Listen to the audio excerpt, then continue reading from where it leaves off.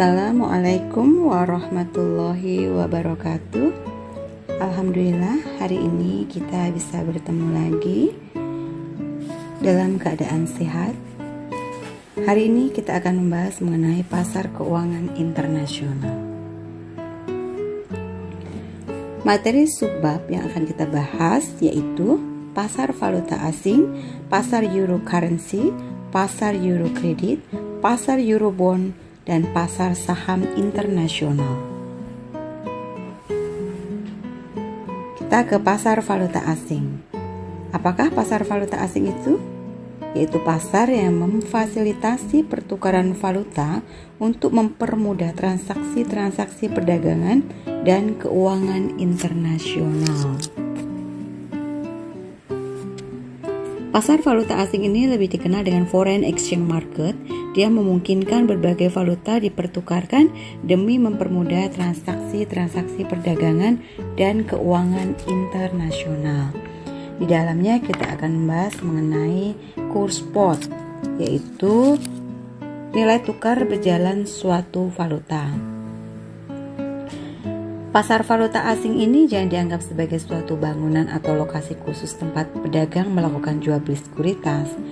Permintaan jual dan beli valuta yang diajukan oleh perusahaan kepada bank-bank komersial biasanya dilakukan melalui suatu jaringan.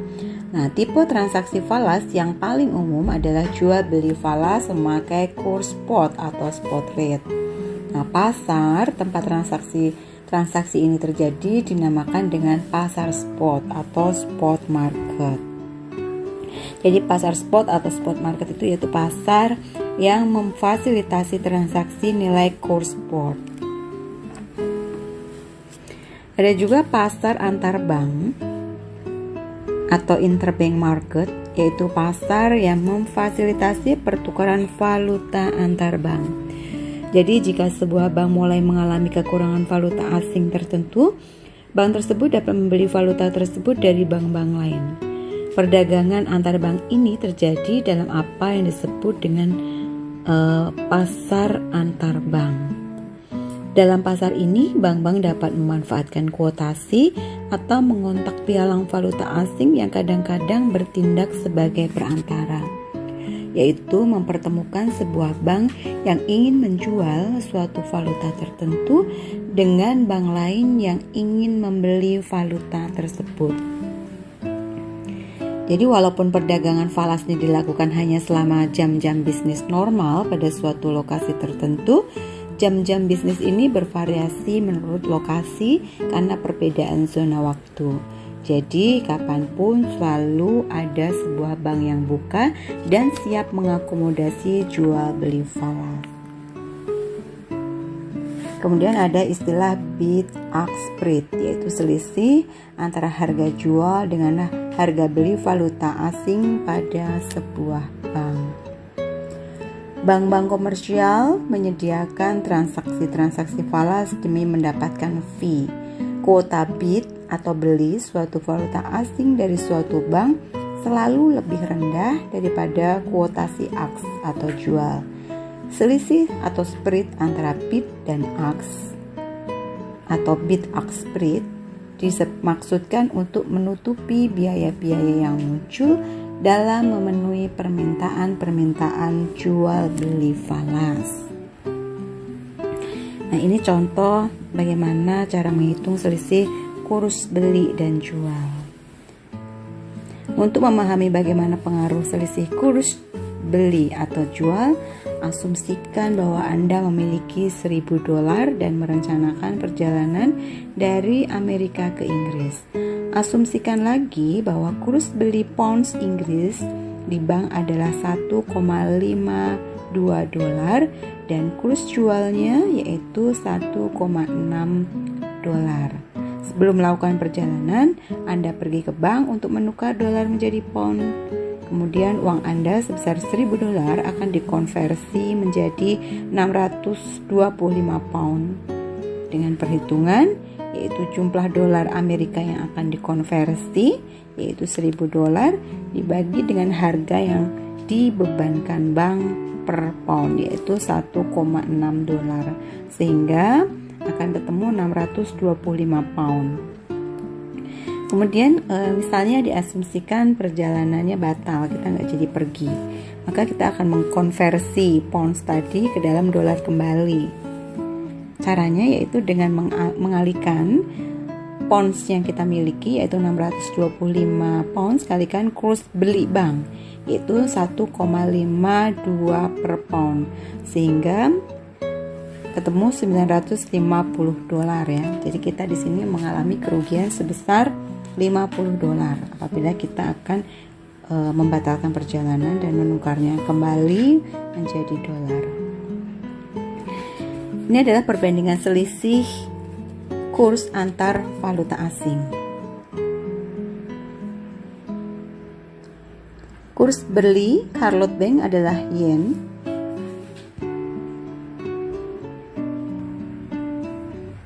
Perbandingan selisih kurs antar mata uang.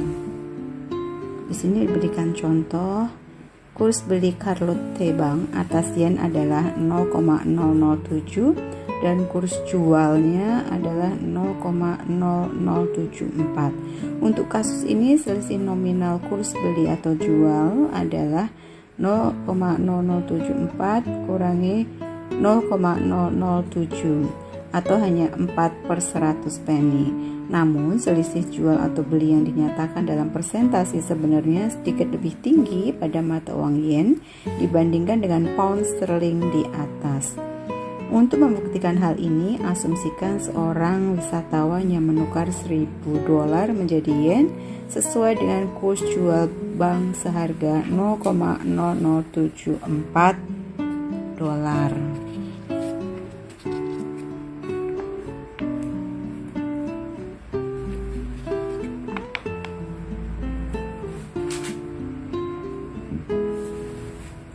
Resiko nilai tukar pada bank. Di sini ada beberapa istilah yang terkait dengan resiko nilai tukar pada bank. Yang pertama yaitu kurs forward, yaitu nilai tukar suatu valuta dengan valuta lain pada suatu waktu di masa depan yang dikuotasikan oleh bank-bank. Karena nilai valuta berfluktuasi sepanjang waktu, sebuah bank yang memegang valuta asing mungkin akan mengalami kerugian atau keuntungan karenanya. Ada berbagai cara yang bisa digunakan sebuah bank untuk mengurangi resiko tersebut. Namun, sejumlah bank-bank tidak berupaya menghedge posisi mereka dalam valuta asing, sehingga jika mereka memperkirakan valuta asing yang dimaksud akan naik di masa mendatang.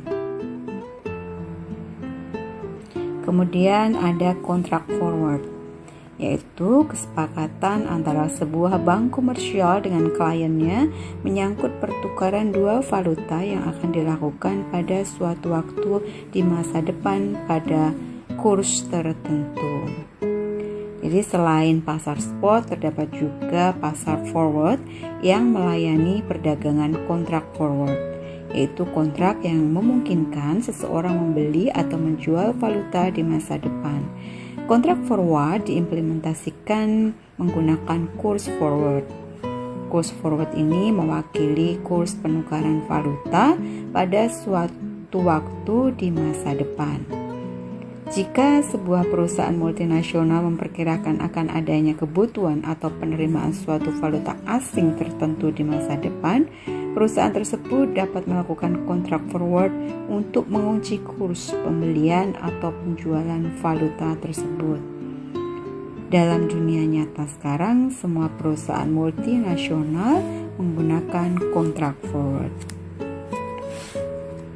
Kemudian ada juga premium forward, yaitu persentase selisih antara kurs forward dengan kurs spot dan biasanya dikuotasikan berbasis tahunan. Jika kurs forward melampaui kurs spot berjalan, kurs forward tersebut mengandung premium. Baliknya, jika lebih rendah, kontrak forward tersebut mengandung diskon. Kemudian ada istilah arbitrage, yaitu tindakan untuk mengambil keuntungan dari ketidaksesuaian dalam harga-harga sekuritas. Kurs forward biasanya berbeda dengan kurs spot. Jika kurs forward sama dengan kurs spot dan suku bunga dari kedua negara yang dimaksud berbeda, akan dimungkinkan bagi sejumlah investor di bawah asumsi-asumsi tertentu untuk menggunakan transaksi arbitrage untuk mendapatkan pengembalian yang lebih tinggi dari apa yang dimungkinkan di dalam negeri tanpa harus menanggung resiko tambahan. Konsekuensinya, kurs forward biasanya akan mengandung premium atau diskon yang mencerminkan perbedaan antara suku bunga dalam negeri dengan suku bunga luar negeri. Kemudian kita akan mempelajari mengenai interpretasi kuota nilai tukar. Di sini ada istilah kuotasi langsung, kuotasi tidak langsung, dan kurs silang. Apa itu kuotasi langsung? Yaitu kuotasi nilai tukar yang ditunjukkan oleh jumlah dolar per unit valuta asing. Sedangkan kuotasi tidak langsung yaitu kuotasi nilai tukar yang ditunjukkan oleh jumlah valuta lain per unit dolar. Jadi kuotasi tidak langsung yaitu kebalikan dari kuotasi langsung. Kurs silang yaitu kurs antara valuta A dan valuta B jika diketahui masing-masing kurs antara valuta A dan valuta B dengan valuta ketiga. Sebagai contoh, jika sebuah perusahaan Inggris membutuhkan mark untuk membeli barang Jerman, perusahaan tersebut pasti mengkhawatirkan pergerakan nilai mark terhadap pound. Tipe kurs yang dibutuhkan di sini adalah dikenal dengan kurs silang, karena kurs ini mencerminkan sejumlah valuta asing per unit valuta asing lain. Pasar currency future dan pasar currency option ini digunakan untuk menghitung posisi dalam perdagangan internasional. Multinational company yang ingin menghedge hutangnya akan membeli kontrak currency future untuk mengunci harga suatu valuta asing di masa depan. Kontrak future hampir serupa dengan kontrak forward, kecuali bahwa kontrak future diperdagangkan pada bursa, sedangkan kontrak forward ditawarkan oleh bank-bank komersial. Kontrak currency option diklasifikasikan sebagai call atau put. Currency call option menyediakan hak untuk membeli suatu valuta tertentu dengan harga tertentu atau disebut strike price atau exercise price dalam suatu periode waktu tertentu. Currency call option digunakan untuk menghedge hutang falas yang harus dibayarkan di masa depan. Currency put option memberikan hak untuk menjual suatu valuta asing dengan harga tertentu dalam suatu periode waktu tertentu. Currency put option digunakan untuk menghedge piutang-piutang falas yang akan diterima di masa depan. Currency call option dan currency put option menawarkan fleksibilitas yang lebih tinggi dibandingkan dengan kontrak forward atau kontrak future karena tidak mewajibkan pembeli opsi melakukan pembelian atau penjualan valuta di masa depan. Perusahaan bisa memilih untuk tidak menggunakan opsinya.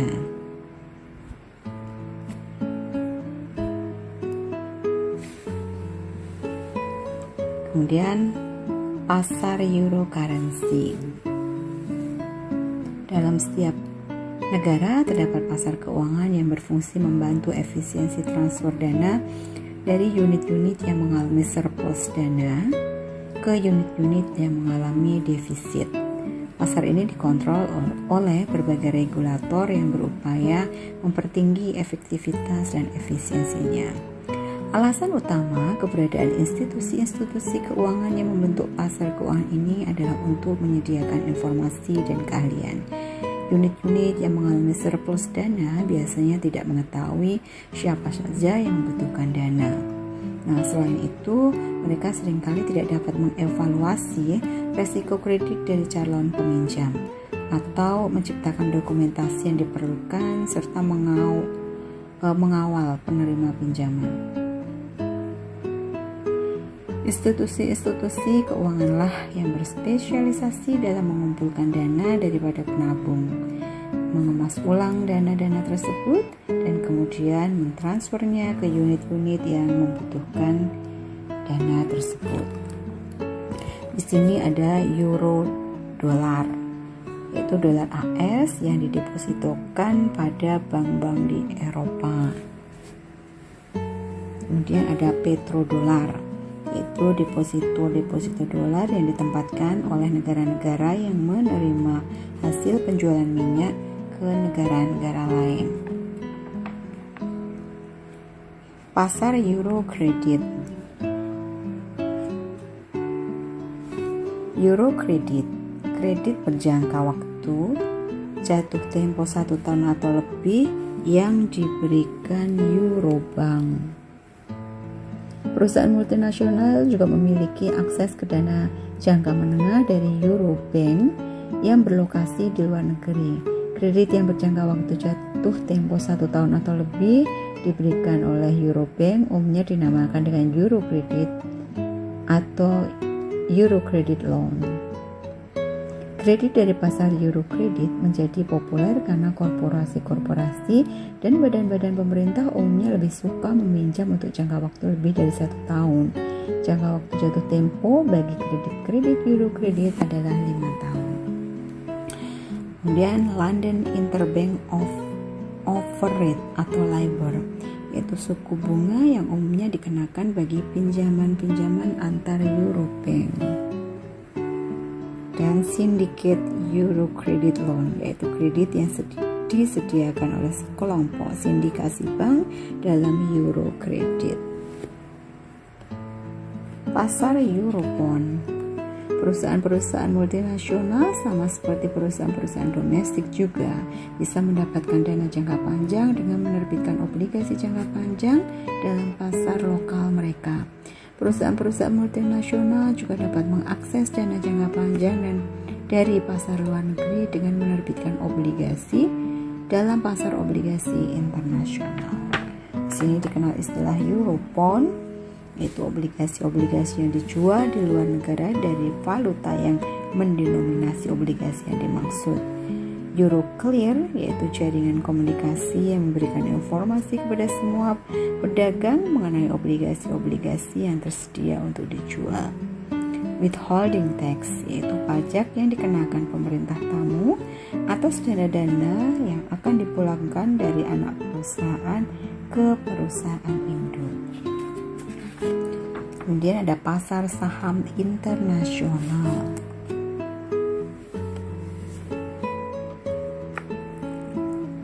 Perusahaan multinasional juga dapat mencari dana dari investor-investor luar negeri dengan menerbitkan saham dalam pasar internasional.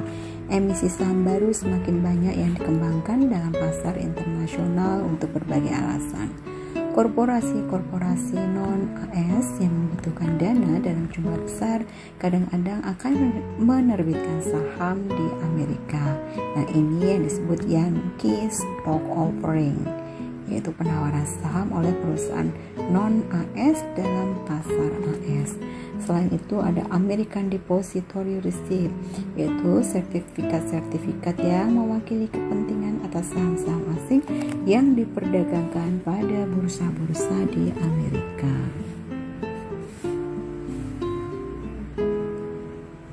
Jika sebuah perusahaan non-Amerika menerbitkan saham di dalam negara asalnya, basis pemegang saham menjadi sangat terbatas karena sejumlah kecil investor institusional yang besar mungkin akan membeli sebagian besar saham. Dengan menerbitkan saham di Amerika, berarti perusahaan tersebut telah mendiversifikasikan basis pemegang sahamnya. yang bisa mengurangi gejolak harga pada saat mereka menjual sahamnya. Nah, ini adalah manfaat pasar keuangan internasional. Yang pertama yaitu perdagangan luar negeri dengan mitra-mitra dagang perusahaan. Ekspor menghasilkan arus kas, sedangkan impor memerlukan pengeluaran kas. Yang kedua adalah investasi asing langsung atau akuisisi aset di luar negeri. Fungsi ini meminta pengeluaran arus kas, tapi juga menghasilkan arus kas melalui dividen-dividen yang dipulangkan ke perusahaan induk atau melalui penjualan aset yang dimaksud. Fungsi ketiga adalah investasi jangka pendek dalam sekuritas luar negeri. Pasar euro currency biasanya digunakan bagi tujuan ini. Fungsi keempat adalah pembiayaan jangka pendek dalam pasar euro currency. Dan fungsi kelima adalah pembiayaan jangka panjang dalam pasar euro kredit, euro bond atau pasar saham internasional.